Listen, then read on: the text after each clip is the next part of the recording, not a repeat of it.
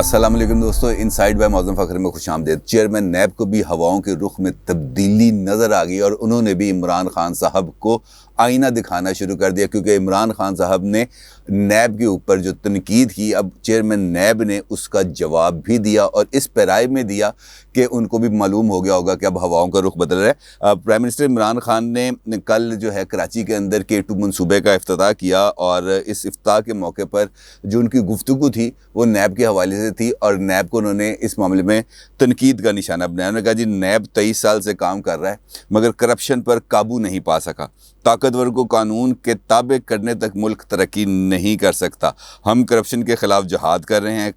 Corruption का खात्मा किए बगैर जो है ना वो आगे नहीं बढ़ा जा सकता और छोटे लोगों को पकड़ने से करप्शन ख़त्म नहीं हो सकती, बड़े लोगों पर हाथ डालना होगा और नैब इस काम में नाकाम रही है। वज़ीर आज़म साहब के इस बात के जवाब में तो चेयरमैन नैब साहब ने जो बात कही वो भी आपको बता दूं, लेकिन इससे पहले मैं चेयरमैन नैब के आपको कुछ 2-3 बयान हैं जो माजी में उन्होंने दिए थे, वो रेफरेंस के तौर पर आपको बताता हूं, जिससे पता चलेगा कि वाक़तन अब हवाओं का रुख किस तरह तब्दील हो रहा है और वो किस तरीके से जो बतदरीज अमल है हुकूमत के ख़िलाफ़ घेरा तंग करने का वो मुकम्मल हो रहा है। चेयरमैन नैब ने 16 मई 2019 को जावेद चौधरी साहब को एक इंटरव्यू दिया था और उस इंटरव्यू में उनका ये कहना था कि हुकूमत के तहादियों को पकड़ा तो हुकूमत गिर जाएगी और हुकूमत की अक्सरियत बहुत कम है। अगर हुकूमती अरकान के ख़िलाफ़ कार्रवाई होती है तो मुल्क अदम इस्तेहकाम का शिकार हो जाएगा। मेरी वफ़ादारियाँ हुकूमत के साथ नहीं, रियासत के साथ हैं और मैं रियासत को कमज़ोर नहीं करना चाहता। उन्होंने कहा जी, BRT हो या मालम जब्बा, तमाम केसेस खुलेंगे, तमाम रेफरेंसेस बनेंगे, कुछ की इंक्वायरी हो रही है, कुछ रेफरेंसेस की तैयारी जारी है और हर एक केस को हम मेरिट पर निपटाएंगे। उसके बाद जो है 20 नवंबर 2019 को ही एक और तकरीब से ख़िताब किया जिसमें उनका ये कहना था कि हवाओं का रुख बदल रहा है। कोई ये ना समझे कि हुकूमती अरकान के ख़िलाफ़ कार्रवाई नहीं होगी। नैब फेस नहीं केस देखता है। और अब कुछ ताज़ा तरीन मामला जो अभी मैंने आपको गोश गुजार किया वज़ीर आज़म इमरान खान साहब की उस तकरीब से ख़िताब के बाद जो रद्द-ए-अमल आया है चेयरमैन नैब का, उसमें उनको ये साफ़ कह दिया। उन्होंने प्राइम मिनिस्टर को 2 टोक अल्फाज में उन्होंने कह दिया। उन्होंने कहा जी, रिंग रोड हो, आटा हो, चीनी हो और दीगर जो मामलात हैं, हर एक मामले की हम शफाफ इंक्वायरी करेंगे और तमाम मुल्ज़मों को कैफ़रे किरदार तक पहुँचाया जाएगा। मालम जब्बा, BRT, बिलियन ट्री सुनामी, ये तमाम केसेस हमारे पास मौजूद हैं और ये नहीं है कि हम सिर्फ अपोजिशन को ही करेंगे। अब ये वाले मामलात भी खुलेंगे। तो इसका मतलब यह है कि अब चेयरमैन नैब को इस बात का एहसास हो गया है कि वज़ीर आज़म के इर्द गिर्द जो मामलात हैं या उनकी जो जड़ें हैं, हुकूमत की जो बुनियादें हैं, वो कमज़ोर हो गई हैं और इस कमज़ोरी का फ़ायदा उन हवाओं के रुख को पहुँचेगा जिस रुख का चेयरमैन नैब शायद इंतज़ार कर रहे थे कि कब इस रुख से हवाएँ चलें, कब ये जो है कमज़ोर जड़ें हों इस दरख्त की और ये दरख्त थोड़ा सा गिरने के करीब पहुँचे, इसमें कुछ झुकाव आए ताकि मैं भी थोड़ा सा फैज़याब कर सकूं, इस दरख्त को गिराने में अपना हिस्सा अदा कर सकूं और उंगली कटा के शहीदों में नाम कर सकूं। तो इस मौके का इंतज़ार था चेयरमैन नैब को और चेयरमैन नैब ने इस मौके का भरपूर फ़ायदा भी उठाया और उनको बता भी दिया कि जनाब, अभी हमारे पास हमारी पटारी में आपके लिए सामान मौजूद है, आप ज़्यादा हमारे ऊपर चढ़ाई करने की ज़रूरत नहीं है। क्योंकि जो तरीन साहब का मामला है ना, जो इस वक्त प्राइम मिनिस्टर को सबसे ज़्यादा प्रॉब्लम है, जो बार बार वो यही कहते हैं, जिस तकरीब में जाते हैं उस तकरीब में जाके ये ख़िताब करते हैं कि मुझे ब्लैकमेल किया जा रहा है, मेरी हुकूमत गिराने की धमकियाँ दी जा रही हैं, मैं किसी के आगे नहीं झुकूँगा, मैं डिक्टेशन नहीं लूँगा, मैं NRO नहीं दूँगा। तो इस वक्त तो उनसे NRO अपोजिशन तो नहीं मांग रही, उनसे जो NRO मांग रहे हैं वो उनके सामने मौजूद है, उनके सामने उनको NRO मिल भी रहा है और किसी हद तक NRO दे के यूँ वापस भी ले लेते हैं, क्योंकि जब उनको प्रेशर पड़ता है तो NRO का रिवर्सल का सीन शुरू कर देते हैं। तो ये वाला जो मामला है छोटे बंदों को काबू में करने का, ये तो बिल्कुल दुरुस्त बात है, इसके अंदर तो कोई दो राय नहीं है। लेकिन जब बड़े लोगों पर हाथ डलता है तो ख़ुद प्राइम मिनिस्टर का भी, क्योंकि वो उनके दाएं बाएं रहने वाले लोग हैं, तो जब उन पर हाथ डलता है तो ख़ुद प्राइम मिनिस्टर साहब का भी दिल दहल जाता है कि यार कहीं ऐसा ना हो कि इसके नतीजे में मुझे वापस बनी गाला में जाना पड़े और फिर मुझे दोबारा एक नए सिरे से अगली 25 साल कैंपेन चलानी पड़े और उसके बाद دوبارہ اگلے کام ہوں، لیکن یہ معاملات ابھی اس طریقے سے رکنے والے نہیں ہیں، کیونکہ کل جب نیب کا اجلاس ہوا تھا، ان کے ایگزیکٹو بورڈ کا اجلاس، تو اس اجلاس کے اندر خاصی طویل فہرست تھی معاملات کی، جس کے اندر انہوں نے ڈسکشن کرنی تھی، اور اس ڈسکشن کا چونکہ وہ نیب کی کارکردگی کے حوالے سے پرائم منسٹر نے بات کی تھی، تو اس کا جواب انہوں نے اس اجلاس میں اور اس اجلاس میں ہونے والی جو گفتگو ہے اس کی بریفنگ اور پریس نوٹ کے اندر دیا۔ اس ایگزیکٹو بورڈ کے اجلاس کے اندر جو چیئرمین نیب ہیں ان کا یہ کہنا تھا، ان کو جو بریفنگ بھی دی گئی، اس میں یہ جو صحافیوں کو بریفنگ دی گئی، اس میں یہ کہنا تھا ان کا کہ نیب نے صرف جعلی اکاؤنٹس کیس میں آصف علی زرداری، یوسف رضا گیلانی اور حسین لوائی سمیت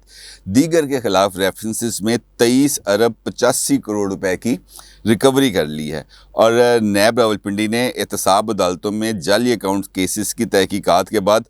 14 ریفرنسز بھی فائل کر دی ہے، یعنی کہ 23 ارب روپے کی ریکوری کی گئی ہے، 23 ارب 85 کروڑ روپے کی ریکوری کی گئی ہے، اور 14 ریفرنسز ڈالے گئے ہیں، جبکہ نام اس میں آ رہا ہے آصف زرداری کا اور یوسف رضا گیلانی کا۔ اور جب ان سے میں نے پوچھا،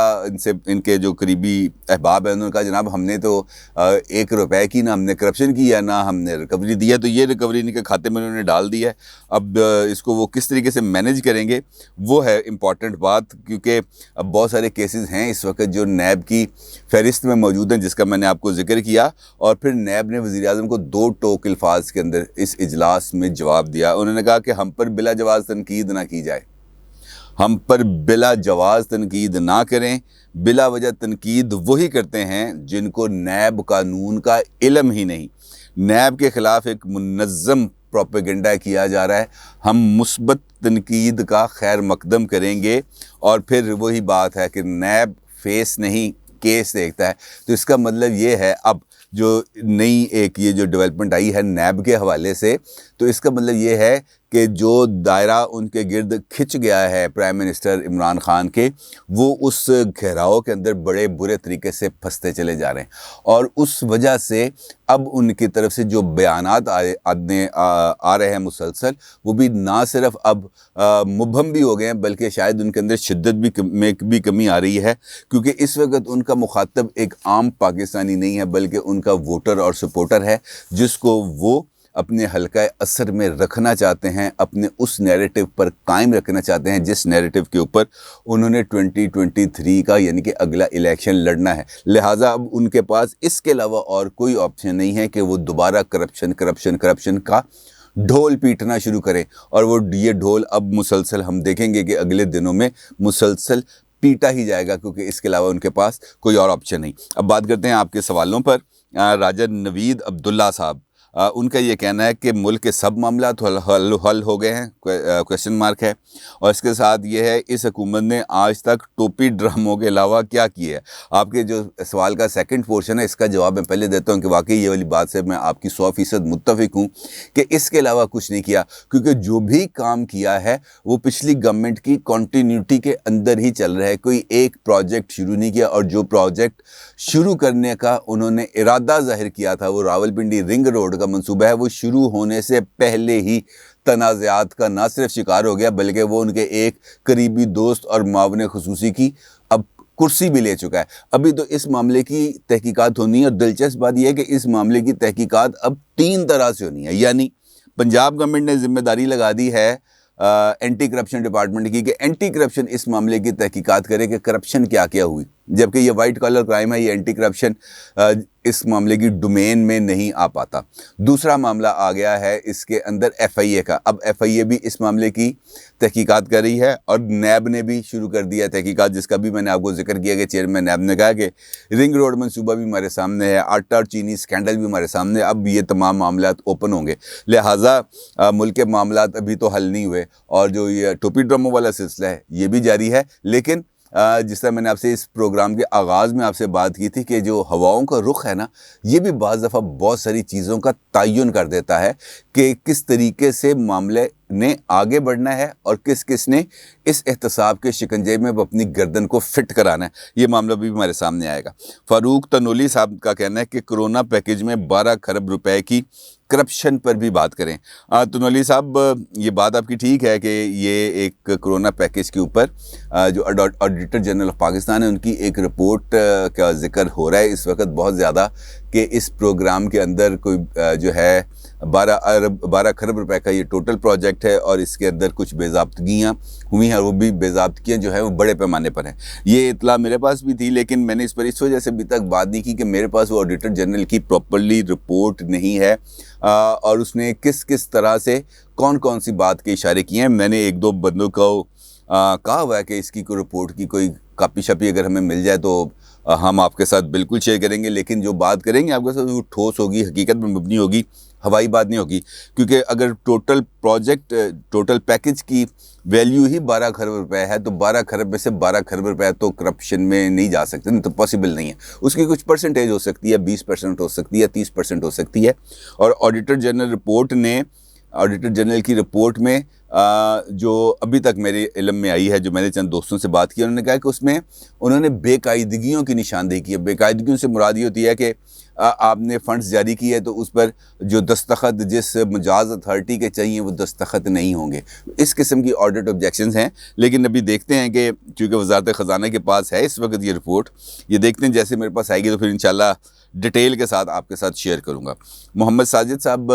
کا سوال ہے، کیا آپ سمجھتے ہیں کہ شہباز شریف نواز شریف کے بغیر فیصلہ کر سکیں گے؟ بالکل نہیں، سوال ہی نہیں پیدا ہوتا۔ اور اس کی وجہ یہ ہے کہ اس وقت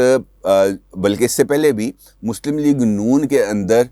جو کراؤڈ پلنگ کیپیسٹی ہے وہ شہباز صاحب کے پاس نہیں ہے۔ جو کیپیسٹی ہے کراؤڈ پل کی، لوگوں کو